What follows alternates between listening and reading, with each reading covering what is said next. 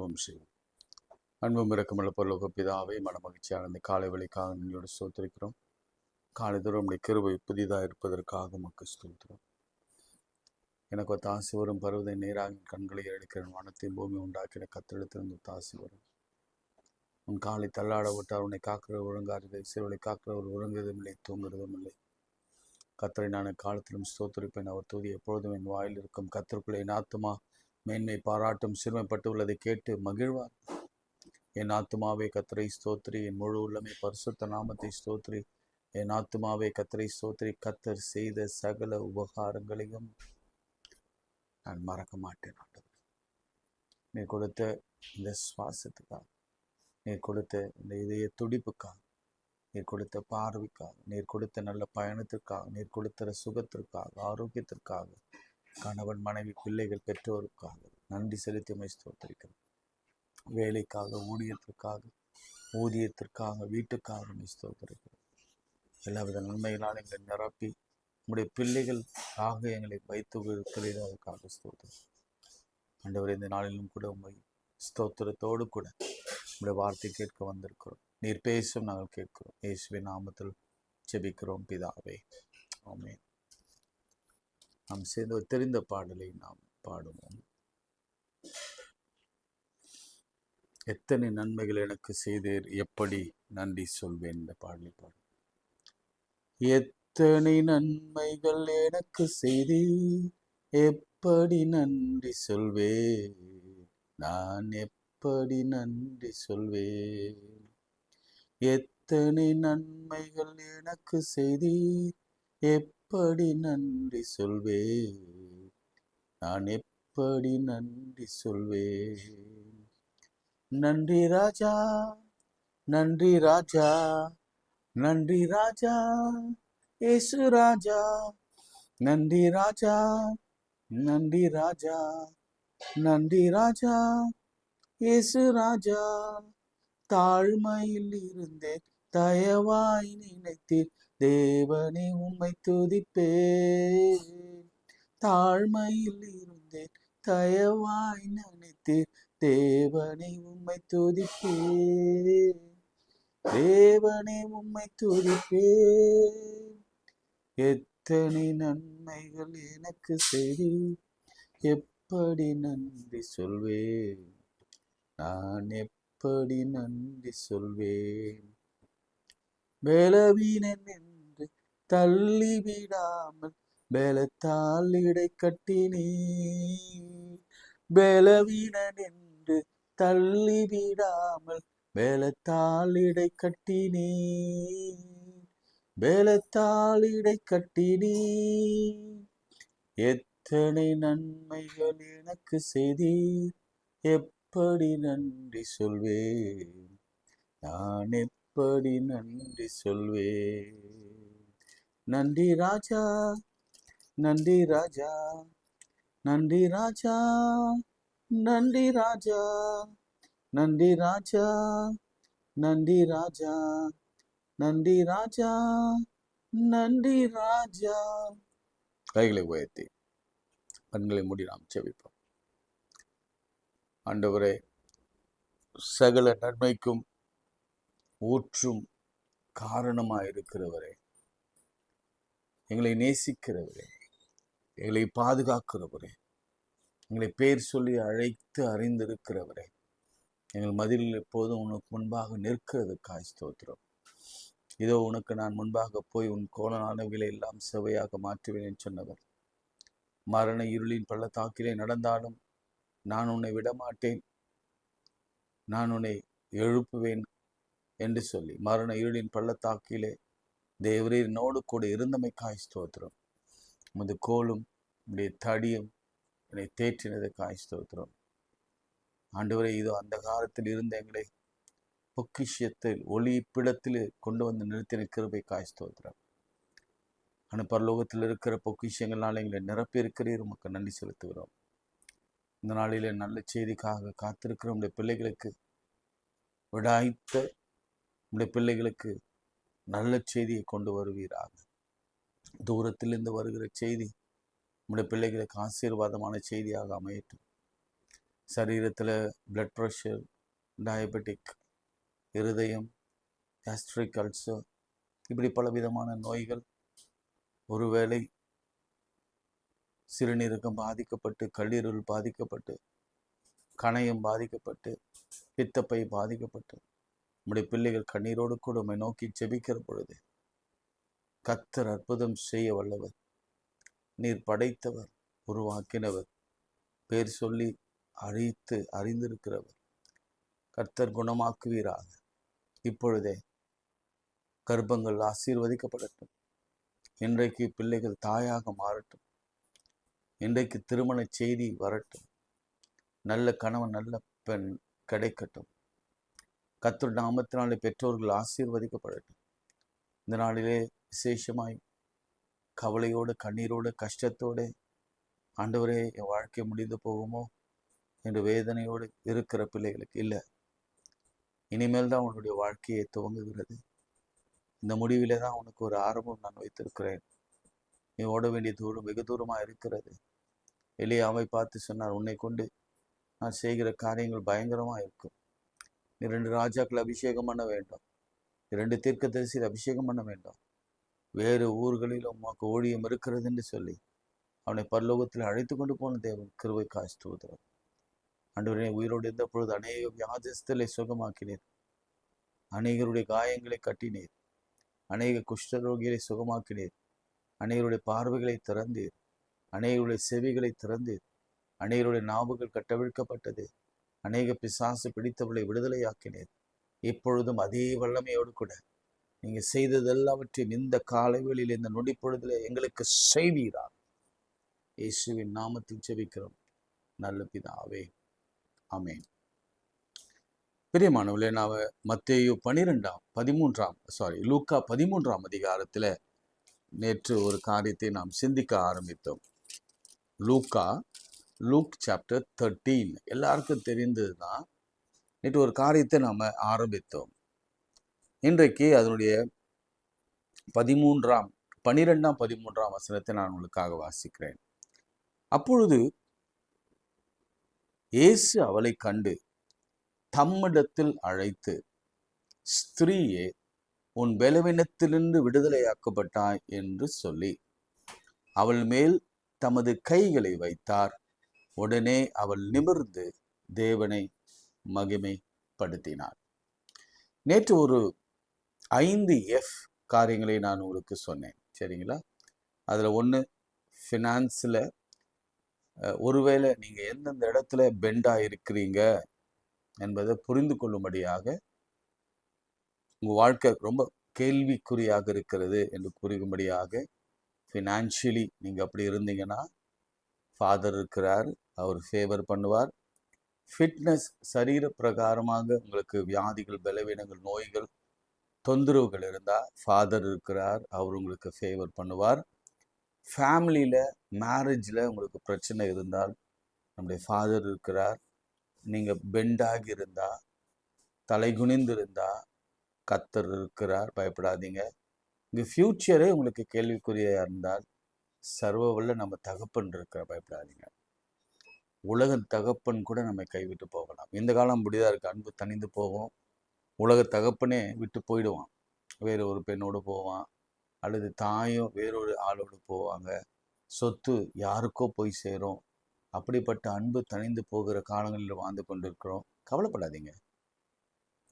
நமக்கு எல்லாருக்கும் களங்கமில்லாத ஒரு தகப்பன் இருக்கிறார். Amazing father. அவரை பற்றி விவரிக்க முடியாத அன்பில் ஒரு தகப்பன் இருக்கிறார். அவர் நம்மளை ஒருபோதும் கைவிட மாட்டார். நம்ம எவ்வளோ அவருக்கு பயப்படுகிறோம், எவ்வளோ நேசிக்கிறோம், அதை விட 1000 டைம்ஸ்க்கு மேலே, மில்லியன் டைம்ஸ் நம்மை நேசிக்கிறார், அன்பு செய்கிறார். நம் தலையில் இருக்கிற முடிகள் எல்லாம் எண்ணப்பட்டிருக்கிறது. அதில் ஒரு முடியும் கீழே விட மாட்டார்.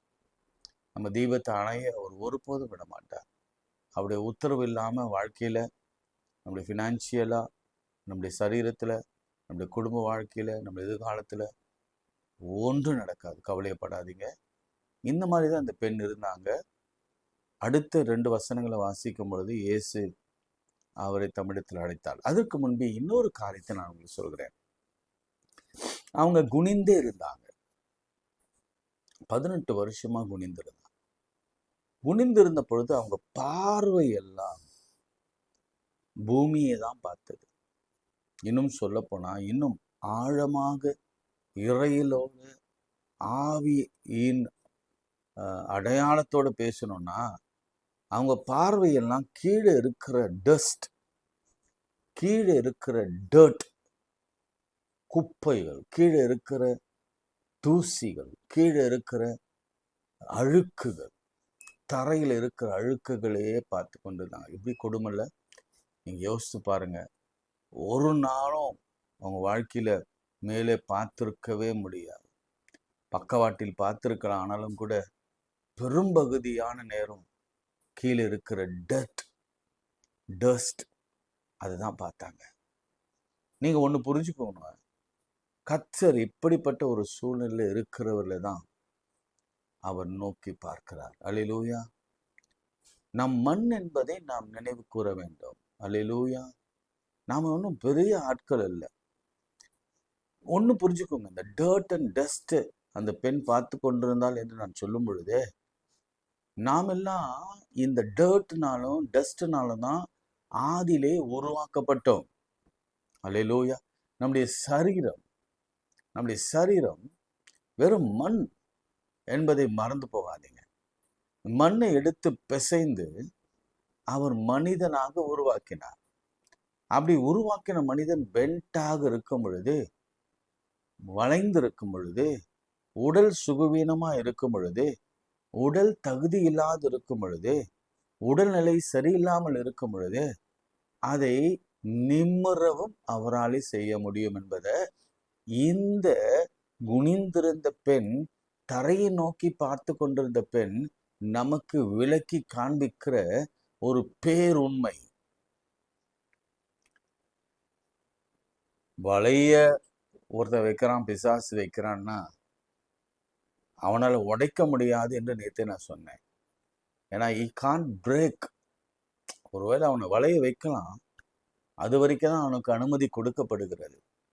நம்முடைய வாழ்க்கையில கூட ஒருவேளை வளைந்து வளைந்து வளைந்து வளைந்து போகிற அளவுக்கு தான் அனுமதி கொடுக்கப்பட்டிருக்கிறது. ஆனா அழிந்து போக, அழிக்க, இல்ல பிரேக்காக, உடைக்கப்பட அனுமதி கொடுக்கப்படவில்லை.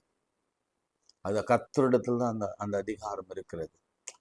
இந்த இடத்துல பாருங்க, இந்த டர்ட் எதை குறிக்கிறதுனா, கர்த்தர் கிரியேஷன்ல மண்ணிலிருந்து எடுத்து உருவாக்கின நம்மை அவராலே இன்னும் இந்த மண்ணான சரீரத்துல அவயவங்களிலே காணப்படுகிற எல்லா விதமான வியாதிகளையும், பலவீனங்களையும், நோய்களையும், நான் ரொம்ப தெளிவா பேசுகிறேன், உடல் உறுப்புகளில் இருக்கிற ஈவன் கற்கள் சொல்றேன், ஸ்மால் கற்கள், இல்ல அதை விட சின்னதா சொல்ற செல்கள், இன்னும் அதை விட சொல்ற வைரஸ் கிருமிகள், இன்னும் அதை விட சொல்ற கேன்சர் கிருமிகள், அதை குணமாக்க அவருக்கு முடியும். அவரால் முடியாத காரியம் ஒன்றுமில்லை. அது அவருக்கு அற்ப காரியம். அதை புரிஞ்சுக்கோங்க. அந்த அம்மா டர்ட்டை தான் பார்த்தாங்க. ஆனா சாமுவேல பெற்றெடுத்த தாயார் சொல்றாங்க, சிறியவனை புழுதியிலிருந்து எடுத்து குப்பையிலிருந்து எழுந்து உயர்த்துகிறேன், அவனை அரியணையிலே அமர செய்கிறேன். டர்ட் தாங்க, நம்மளாம் டர்ட் தான். இன்னைக்கு நம்ம டஸ்ட்ல இருக்கிறோம். இந்த டஸ்ட்டை தான் ஆண்டவர் எடுத்து அரியணையில அமர செய்ய. தாவீத டஸ்ட்ல இருந்தவன் தான். யோசேப்பு லிட்ரலி டஸ்ட்ல இருந்தவன் தான். யோபு ஃபர்ஸ்ட் அவன் சாம்பலில ரெட்டில உட்கார்ந்து கதறினான். அவனை ரெட்டிப்பான நன்மையை கொடுத்து ஆசீர்வதித்தான். யாரெல்லாம் டர்ட்ல டஸ்ட்ல உட்கார்ந்தாங்களோ கர்த்தர் அவங்களை எல்லாரையும் மென்மைப்படுத்திருக்கார் என்றுதான் வேதம் சொல்லுகிறது. ஒருவேளை உங்க வாழ்க்கையே ரொம்ப தரையில இருப்பது போல நீங்க உணர்ந்தா, தாழ்விடங்களில் இருப்பது போல உணர்ந்தா, இந்த 4 காரியங்கள், ஃபினான்ஷியலி, ஃபிட்னஸா, ஃபேமிலியில, அவங்க ஃபியூச்சர்ல, கவலைப்படாதீங்க. கர்த்தர் நம்முடைய ஆண்டவர் இயேசு நம்மை புழுதியிலிருந்து எடுத்து குப்பையிலிருந்து உயர்த்த அவர் வல்லவராய் இருக்கிறார். நம்ம தலைய நிம்மற செய்கிற வல்லமை அவரிடத்தில் இருக்கிறது. உங்களுக்கு ஒரு எக்ஸசைஸ் சொல்றேன். தலையை நிமிர செய்தார் என்று பைபிள்ல எங்கெல்லாம் இருக்குன்னு சொல்லி எழுதி உடனே இம்மீடியட்டா எனக்கு அனுப்புங்க. சரி, அடுத்த ஒரு முக்கியமான செய்தியை நான் சொல்லி ஜபிக்க விரும்புகிறேன். சரிங்களா? 12ஆம் 13ஆம் வசனம். நீங்க எத்தனை முறை இதை வாசிச்சிருப்பீங்க, நானும் வாசிச்சிருக்கிறேன். இதுல 2 உண்மைகளை நான் கற்றுக்கொண்டேன். நீங்களும் கற்றுக்கொள்ளும்படி உங்கள் அன்போடு கூட அழைக்கிறேன். இயேசு அவளை கண்டு தம்மிடத்தில் அழைத்து, ஸ்திரீயே, உன் பலவீனத்திலிருந்து விடுதலையாக்கப்பட்டாய் என்று சொல்லி. கவனிங்க, நல்ல கவனிங்க.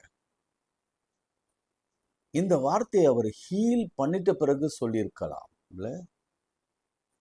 அவர் கைகளை வைத்து உடனே இமீடியட்டா சொல்லியிருக்கலாம். இந்த 2 பகுதியா இதை பிரிக்கிறார். காரணம் என்னன்னா, அசுத்த ஆவியும் இருக்கு, அதே சமயத்துல சரீரத்துல வியாதியும் இருக்கு. 2 விஷயம் அந்த அம்மாவுக்கு இருக்கு. இவரும் 2 பாதியா இந்த ஹீலிங்கை பிரிக்கிறார். ஒவ்வொரு மனுஷனுக்கும் ஹீலிங் 2 பாதியாக வர வேண்டும். முதல்ல சரீரத்துல ஹீலிங் அல்ல. நல்ல கவனிங்க, நல்ல கவனிங்க. நம்ம எல்லாம் எதிர்பார்ப்பது என்னன்னா, இமீடியட்டா தலைவலி நல்லாயிடணும், வயிற்று வலி நல்லாயிடணும், சுகர் குறைஞ்சி போயிடணும், நார்மல் ஆயிடணும், பிபி நார்மல் ஆயிடணும், அடைப்புகள் எல்லாம் எழுங்கி போயிடணும். எஸ், கண்டிப்பா செய்வார் ஆண்டவர். இஃப் நெசசரி அவர் செய்யக்கூடாத அவர் இஷ்டம் எல்லாம் செய்வார். ஆனா பெரும் பகுதியா ஒரு காரியத்தை அவர் செய்வார். பெரும்பாலும் திருமறையில ஃபர்ஸ்ட் ஸ்பிரிச்சுவலா மென்டலி அவங்கள அட்மிட் பண்ண வைத்து ப்ரிப்பேர் பண்ண வைப்பார். அங்கதான் முதல்ல இங்கதான் மாறணும். ஃபர்ஸ்ட் சேஞ்ச் இங்கதான் வரணும், மைண்ட்ல வரணும். மைண்ட்ல வரணும்னா சரீரத்தில் உங்களால பெற்றுக்கொள்ள முடியாது. நல்ல கவனிங்க, நல்ல கவனிங்க.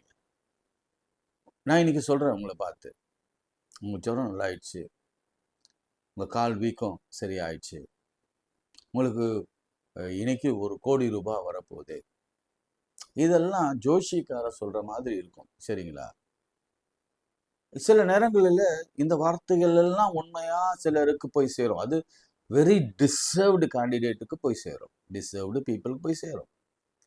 ஆனா பெரும்பகுதியா ஃபர்ஸ்ட் மாற்றம் வேணும். என்ன மாற்றம்?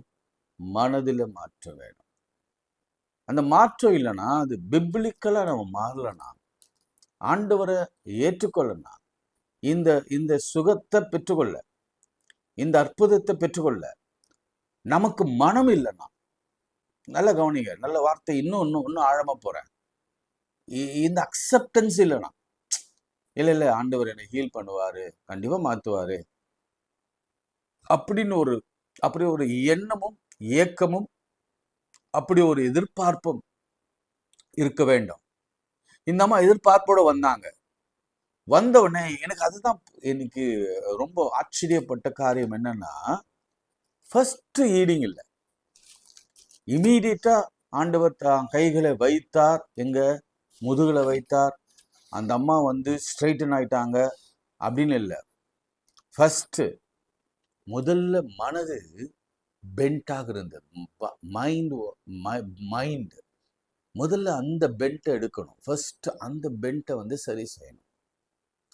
அந்த மனநிலை சரியில்லாத அந்த சூழல், அதாவது எதுவுமே நடக்காது, விதண்டாவாதம் பேசுகிறது, அல்லது நவ நம்பிக்கையோடு கூட இருக்கிறது.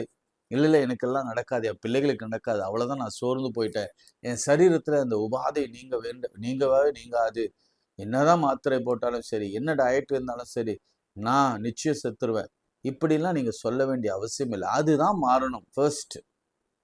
ஃபர்ஸ்ட் உங்க மனது புதிதாக்கப்பட வேண்டும். பவுல் அடிக்கடி சொல்வார், மனம் புதிதாகிறதும் அது மிக முக்கியம். பிசாசு முதல்ல கை வைக்கிறது எங்கன்னா சரீரத்துல அல்ல, மனதுல தான். இப்பிரபஞ்சத்தின் அதிகாரி தன் நம்முடைய கண்களை குருடாக்குவான், உடல்ல அப்புறம் தான் பலவீனப்படுத்துவான். மனக்கண்கள் அது. அது கண்கள், வெறும் கண்கள்னா ஐசைட் இல்லை, மன கண்களை குருடாக்குவான். இல்லை ஆண்டவரால் உனக்கு ஒன்றும் செய்ய முடியாது, கர்த்தரால வந்தாலும் கூட முடியாது, கடவுளே வந்தாலும் உங்களை காப்பாற்ற முடியாது அப்படின்னு சொல்லி வைப்பான். இல்லை நாளைக்கு இருக்கு, ஃபியூச்சர் இருக்கு, இல்லை இதுல இருந்து இந்த வியாதி சின்ன வியாதி தான், எத்தனையோ முறை கர்த்தர் இந்த மாதிரியான வியாதிகள் எல்லாம் வந்த பொழுது என்னை தப்பு வைத்திருக்கிறார், இன்னும் தப்பு வைக்க வல்லவராக இருக்கிறார், இது ஒரு பெருசு இல்லை அப்படின்னு நினைக்க தூண்டுகிற சில வார்த்தைகள் ஆண்டவரிடத்திலிருந்து வருவதை நாம ஏற்றுக்கொள்ள வேண்டும். நல்ல கவனிங்க, இப்ப அந்த வசனத்தை வாசிக்கிற உங்களுக்கு புரியும். உங்களை பார்த்து ஆண்டவர் சொல்றார், இயேசு அவளை கண்டு. இதுதான் பெரிய விஷயம், பெரிய பெரிய விஷயம். இயேசு நம்ம எல்லாரையும் பார்க்கிறார் என்பதை நம்ம புரிந்து கொள்ள வேண்டும். அதுவும் தேவையில் இருக்கிறவர்களை விசேஷமாய் பார்க்கிறார். இன்னும் சொல்ல போனா அதிகாலை தேடுகிறவர்கள் அவர்கள் கண்டறிவார்கள். அப்படின்னா அவரும் வருவார், நாமும் அவரை பார்ப்போம். ஃபர்ஸ்ட் அவர் பார்த்தார், தம்மிடத்தில் அழைத்தார். அதுவே பெரிய காரியம், பெரிய காரியம். தான் கிட்ட வா அப்படின்னு கூப்பிட்டார். இது வரைக்கும் எந்த பெண்களையும் அந்த சமுதாயத்துல, யூத சமுதாயத்துல ஆண்களுக்கிட்ட வரமாட்டாங்க. அவங்களுக்கு ஜெபிக்கிற இடமே வேறு, தொழுகிற இடமே வேறு. இதுவும் இந்த பெண் இரானிய பெண். அந்த இரானிய பெண்ணை தம்மிடத்தில் அழைத்து ஒரு சம அந்தஸ்தை கொடுத்தது இரண்டாவது காரியம். அது ஆண்டவர் செய்த மகத்துவமான ஒரு செயல் அது. அடுத்து, ஸ்திரீயே ஸ்திரீயே, உன் பலவீனத்திலிருந்து நீ விடுதலையாக்கப்பட்டாய். அதுதான் சொல்றார் ஃபர்ஸ்ட். ஏம்மா, உன் வீக்னஸ் இதுல இருந்து போதும், உன் இன்ஃபர்மிட்டி, உன் பலவீனம், உன் நோய் போது. இதுதாங்க ஃபர்ஸ்ட் வார்த்தை. இன்னைக்கு ஆண்டவர் கொடுக்கிற முதல் வார்த்தை நல்ல கவனிங்க. பிஃபோர் ஹீலிங், பிஃபோர் நீங்க எழுந்து நடக்கும் முன்பு, உங்கள் கண்கள் திறக்கப்படும் முன்பு, அல்லது கண்கள் புறையில் இருந்தா, அல்லது இருதயம் ஓட்டையில இருந்தா, அடைப்புகள் இருந்தா, அதெல்லாம் சரி செய்வதற்கு முன்பு, ஆண்டவர் மிராக்கிளா செய்வதற்கு முன்பு அவர் சொல்ற வார்த்தையை மட்டும் புடிச்சுக்கோங்க. எப்பயுமே ஆண்டவருடைய வார்த்தையை புடிச்சுக்கணும். என்ன வார்த்தை? ஆண்டவர் இதை சொன்னீர, என்ன சொன்னீங்க? அவளை கண்டு தமிழத்தில் அழைத்து, ஸ்திரீயே, சகோதரனே அப்படின்னு போட்டுங்க, பலவீனத்தினின்று விடுதலை ஆக்கப்பட்டாய். ஆமென். அப்பவே பாதி 50% அப்பதான் சுகமாகும். அல்லேலூயா. மீதி 50% தான் ஆண்டவர் செயலில் செய்வார். இன்றைக்கு இந்த 50% இருக்கா உங்களுக்கு? ஆண்டவர் செய்வார் நம்பிக்கை இருக்கா? அவர் தொடுவதற்கு முன்பாக சில நேரம் எனக்கு பிசிக்கலா டச் வேணுங்க, அல்ல ஆண்டவரே எனக்கு வாக்குதத்தம் வேணுங்க, ஐயா எனக்கு வார்த்தை வேணுங்க, ஐயா யாராவது ஒருத்தர் தலைமையில கை வச்சு ஜெபம் பண்ணுங்க, ஐயா நாங்க அந்த கோயில், இதெல்லாவற்றுக்கும் மேல இந்த இயேசு கிறிஸ்துவின் வார்த்தைகள், இந்த வேதாகம வார்த்தைகள் மிகவும் மிகவும் பலனுள்ளது. 50% பலம் உள்ளது. மீது 50% அவள் மேல் தன் கைகளை வைத்தார், உடனே அவள் நிமிர்ந்து தேவனை மகிமைப்படுத்தினாள். கைகளை வைத்து நிமிரும் வரையில அந்த கையை எடுக்காம நிமிர்ந்த பின்பு அவள் தேவனை மகிமைப்படுத்தினாள். அல்லேலூயா. என் ஆண்டவர் ஒரு காரியத்தை செய்தார், அதை பாதியிலே, இப்போ வளைஞ்சிருக்கு, கையை தொட்டுட்டு புட்டுட்டு போயிட்டு கொஞ்சம் முக்கா வளைஞ்சு நிமிர்ந்திருக்கு, அப்படிலாம் இல்லை. ஸ்ட்ரைட் அண்டு தான். அப்படிதான் ஆண்டவர் செய்வார். இதுல இன்னொரு விஷயமும் அவள் மகிமைப்படுத்தினார். ஆண்டவர் எதிர்பார்க்கிற ஒரு முக்கியமான சங்கதியை நான் மூணாவது குறிப்பா உங்களுக்கு சொல்றேன். 50% இருக்குல்ல, ஹீல் ஆயிட்டீங்க, நீங்க இப்போ சுகமாயிட்டீங்க. நீங்க ஆண்டவரை மகிமைப்படுத்தலைன்னா அவ்வளவுதான், அந்த ஹீலிங்கோட நீங்க வீட்டுக்கு போக வேண்டியதுதான். புரியுதா நான் உங்களுக்கு சொல்றது? அதுக்கப்புறம் எந்த ஹீலிங்கும் வராது, அதுக்கப்புறம் எந்த வார்த்தையும் ப்ராமிஸும் உங்களை தேடி வராது. நீங்க ஆண்டவரை மகிமைப்படுத்தலைன்னா. மகிமைப்படுத்தி கொண்டே இருக்க வேண்டும். ஆண்டவர் கேட்பதெல்லாம் காசு அல்ல, பணம் அல்ல, உன்னுடைய வீடு அல்ல, எதுவும் இல்லை. ஆண்டவர் கேட்பதெல்லாம், நீ என்னை மகிமைப்படுத்துவாயா? மகிமைப்படுத்துறது என்ன? ரொம்ப ரொம்ப சிம்பிளா பேசுவோம். ஏன்னா சில டெர்மினாலஜிலாம் ஐயோ புரியல அப்படி இல்லை. சிம்பிள் சிம்பிள் தான். இயேசு எனக்கு சுகத்தை கொடுத்தா அப்படி சொல்லுவியா? இந்த பெண் மகிமைப்படுத்தலாம். இயேசு என் கூனை நிமிர்த்தினார், என் ஸ்பைனை நேராக மாற்றினார். யார்? இயேசு. எப்படி? வார்த்தையை சொல்லி, கைகளை வைத்து.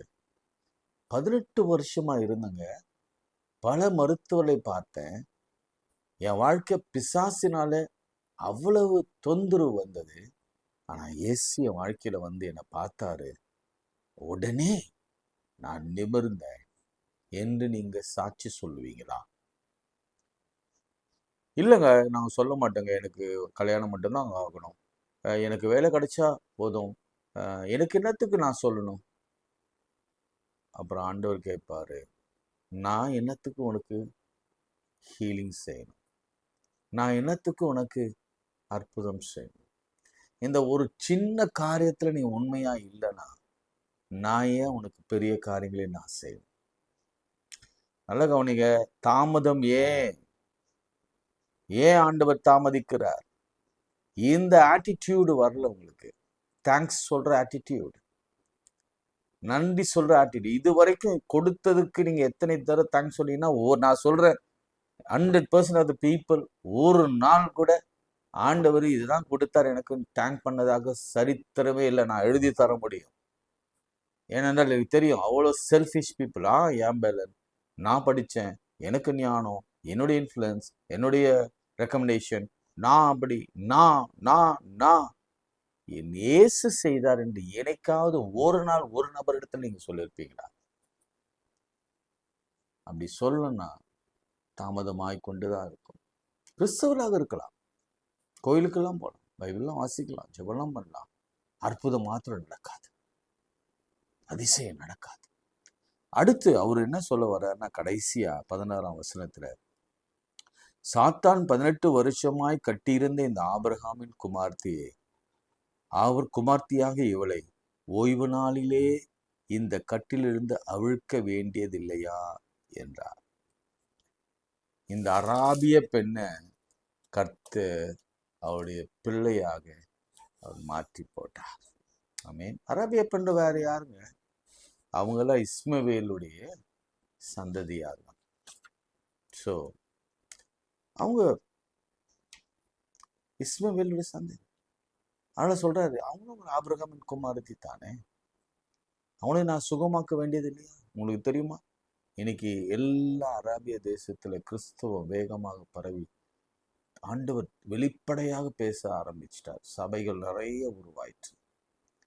அவர் ஆங்கிலத்துல அழகா இதை டிரான்ஸ்லேட் பண்ணியிருக்கிறாங்க. Then she was made shape அப்படின்னு போட்டு ஒரு டிரான்ஸ்லேஷன்ல, ஜீசஸ் மேட் ஹர் ஸ்ட்ரெயிட். இயேசு அவளை நேர்படுத்தினார், ஸ்ட்ரெயிட் ஆக்கினார். அவருடைய வாழ்க்கையை, அவருடைய ஃபினான்ஷியல் கண்டிஷனை, அவருடைய ஃபேமிலியை, அவருடைய ஃபிட்னஸை, அவருடைய ஃபியூச்சரை கர்த்தர் நேராகினார். வளைந்திருந்த கேள்வியாக இருந்தத கர்த்தர் நேராக மாற்றி போட்டார். இயேசு சிலுவையில் சிலுவையில் தன்னை ஒப்பு கொடுத்ததுக்கான காரணமே அதுதான். நம்மை நேரே நிமிர்த்ததான். இன்னைக்கு எத்தனை பேர் தலை குனிந்து இருந்திருக்கிறீங்க? எத்தனை பேர் தலை குனிந்து ஐயோ இந்த வாழ்க்கை, வியாதி, தலை குனிந்து, கல்யாணம் ஆகல தலை குனிந்து, குழந்தை இல்லை தலை குனிந்து, கஷ்டம், பண கஷ்டம் தலை குனிந்து, வேலை இல்லை தலை குனிந்து, இப்படி குடும்பத்துல கணவன் மனைவி பிரச்சனை தலை குனிந்து, இப்படி தலை குனிந்து வாழ்ந்த நாட்கள் போதும். இன்றைக்கு கர்த்தருடைய வார்த்தை வருகிறது, என்னுடைய குமாரத்தையை நான் கட்டவிழ்ப்பேன், என்னுடைய குமாரனை கட்டவிழ்ப்பேன், இவன் என்னுடைய புத்திரனாக இருக்கிறான். ஜெபம் செய்வோம். அன்பும் இரக்கமுள்ள பரலோக பிதாவே, மனமகிழ்ச்சியான அந்த வேலைக்காக என்னோடு ஸ்தோத்திரிக்கிறோம். ஆண்டவரே, நீர் கொடுத்த வார்த்தைக்காக நன்றி. ஆண்டவரே, யாருடைய வாழ்க்கையெல்லாம் கேள்விக்குறியாக இருக்கிறது அவருடைய வாழ்க்கையெல்லாம் நிமிர்த்துவீராக. விசேஷமாக இந்த ஊழியத்துக்காக நாங்கள் ஜெபிக்கிறோம். இந்த ஊழியம் ஆரம்பித்து ஓராண்டு 365 days போன்ற ஜூன் மாதம் 24ஆம் ஆண்டு ஆரம்பிக்க செய்தீர். இப்பொழுது 25ஆம் தேதி. ஆண்டவரே, இத்தனை நாட்கள், ஒரு ஆண்டு காலம் முடிந்து நீ நடத்தி வருகிற கிருபைக்காய் ஸ்தோத்திரம். இதில் அநேகருடைய ஜெபங்களும் அநேகருடைய ஆதரவுகளும் அநேகருடைய சப்போர்ட்டு அங்கிருக்கிறபடினால அனைத்து குடும்பங்களையும் கர்த்தர் ஆசீர்வதிப்பீராக. ஒரு வருடம் கடப்பது என்பது சாதாரண விஷயம் அல்ல. இந்த ஒரு வருடம் எங்களை ஜீவனோட உடைய வார்த்தை அதிகாலையிலே கேட்கும்படி செய்து நமக்கு ஸ்தோத்திரம். இந்த ஒரு வருடத்துல யாரெல்லாம் எங்களோடு கூட பயணித்தார்களோ அவருடைய குடும்பங்கள் எல்லாம் ஆசீர்வதிக்கப்படட்டும். எப்படி உடன்பட்டி இருந்த அந்த வீடு ஆசீர்வதிக்கப்பட்டதோ, ஏதோமின் வீடு ஆசீர்வதிக்கப்பட்டதோ, அதே போல அந்த குடும்பங்கள் ஆசீர்வதிக்கப்படட்டும். வார்த்தை சொல்லுகிற எல்லா வீடுகளிலும் கர்த்தர் கட்டவிழ்த்து உடைய பிள்ளைகளாக மாற்றுவீராக. 18 வருஷமாக இருக்கலாம், 28 வருஷமாக இருக்கலாம், 38 வருஷமாக இருக்கலாம், 12 வருஷமா இருக்கலாம். அவருடைய பிள்ளைகள் உடைய பிள்ளைகளாக அவருடைய கட்டவிழ்ப்பீராக. இயேசுவின் நாமத்துல இன்னும் தாங்குகிற அநேகரை எழுப்பித்தாங்க, ஜெபிக்கிற அநேகரை எழுப்பித்தாங்க. இது வையகம் எங்கும் பரவும்படி உதவி செய்யுங்க. இயேசுவின் நாமத்தில் ஜெபிக்கிறோம் பிதாவே, ஆமென். நமது ஆண்டவராகிய இயேசு கிறிஸ்துவின் கிருபை, பிதாவாகிய தேவனுடைய அன்பு, பரிசுத்தாவின் ஐக்கியம் நம் அனைவரோடும் இன்னும் இன்னும் சதாக்கள் நிலைத்திருப்பதாக. ஆமென். God bless you.